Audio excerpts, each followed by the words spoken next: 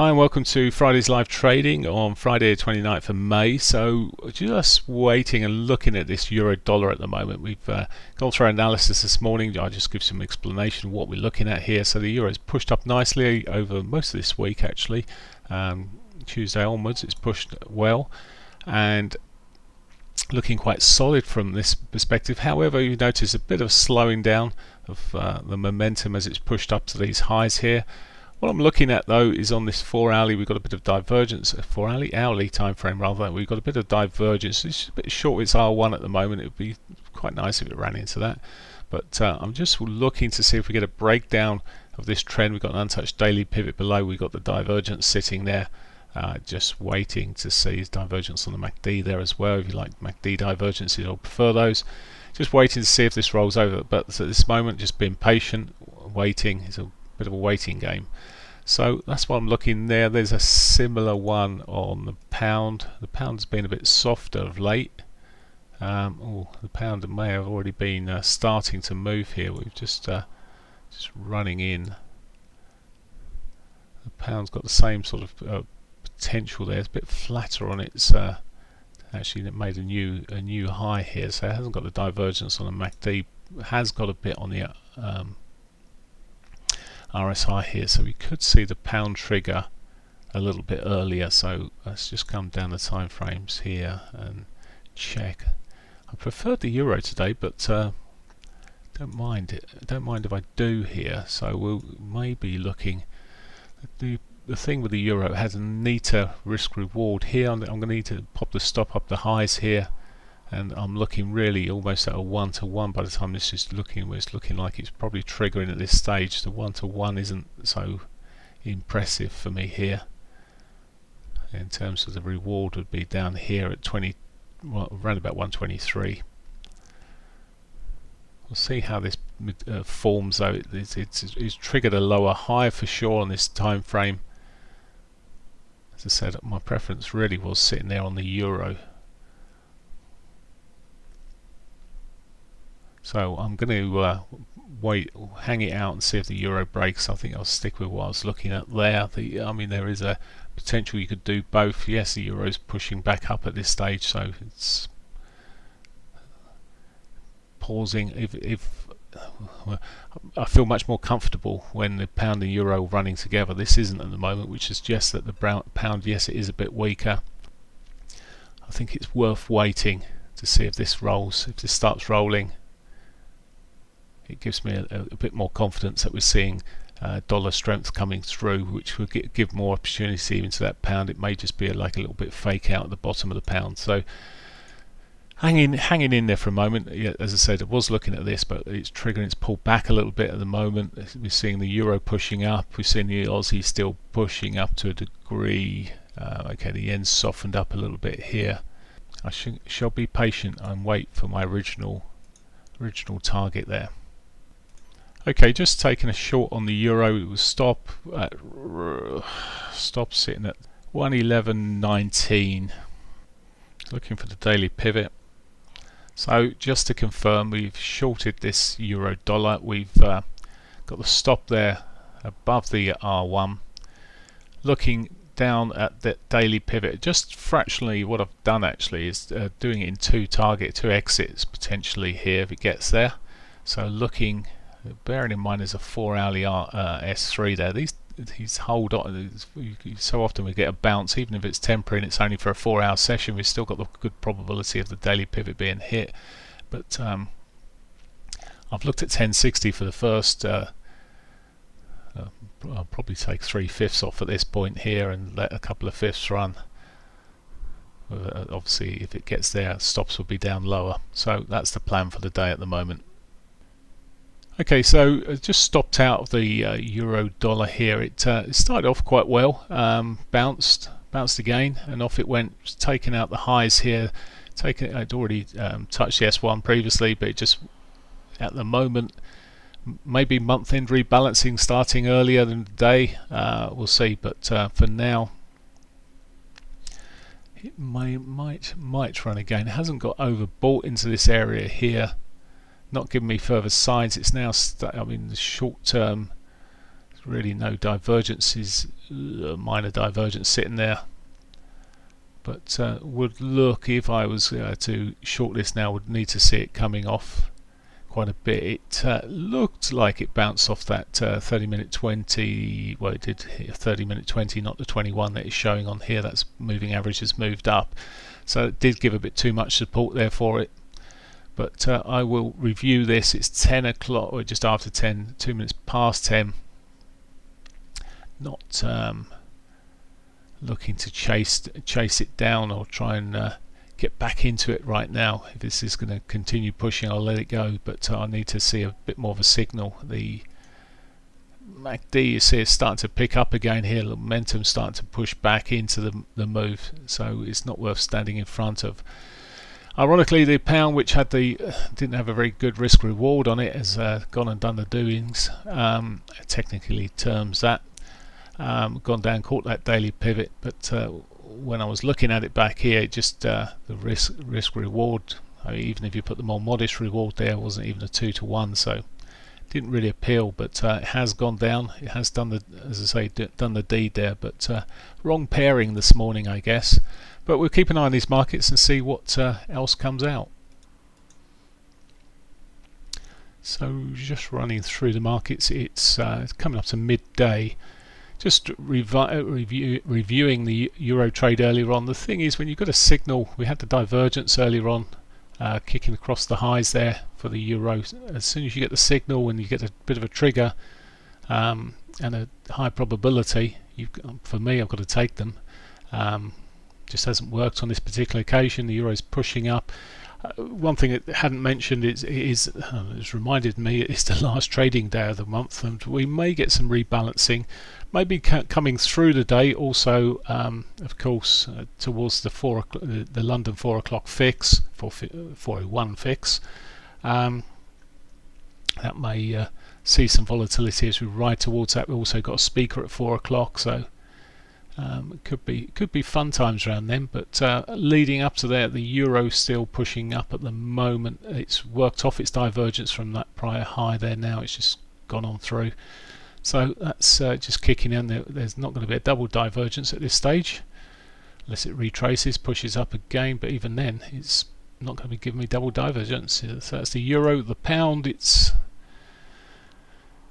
taken about an air kiss bounce, but well, there's a pivot, of course, that's bounced off of there on the 60-minute time frame, just short of its 60-50. Did I see something else? Yeah, the 4-hourly 21 there,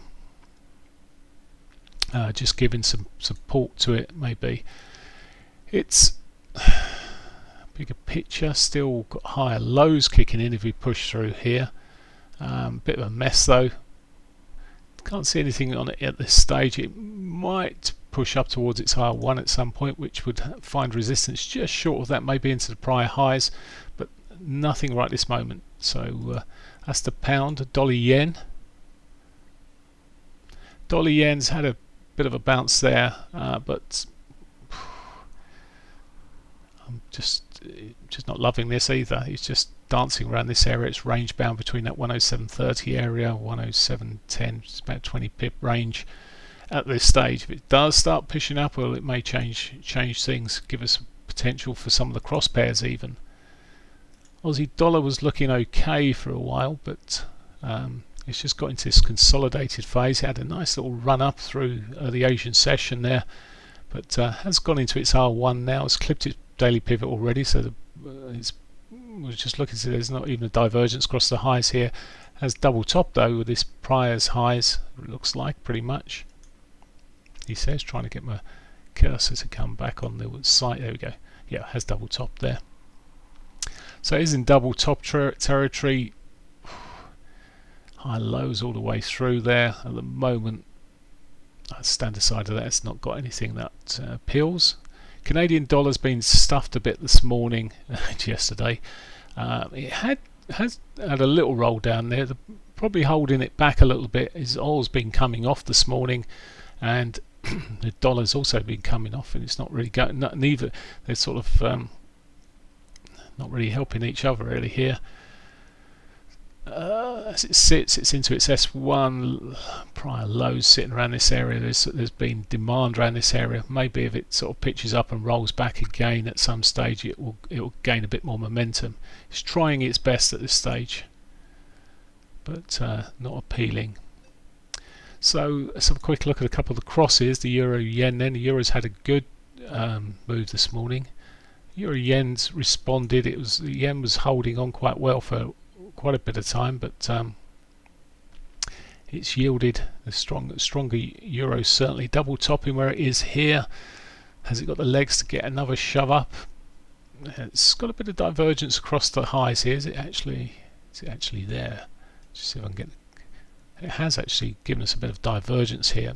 We'll see. It's divergence is there, but we haven't got the trigger yet. Let's just come down the time frames on that.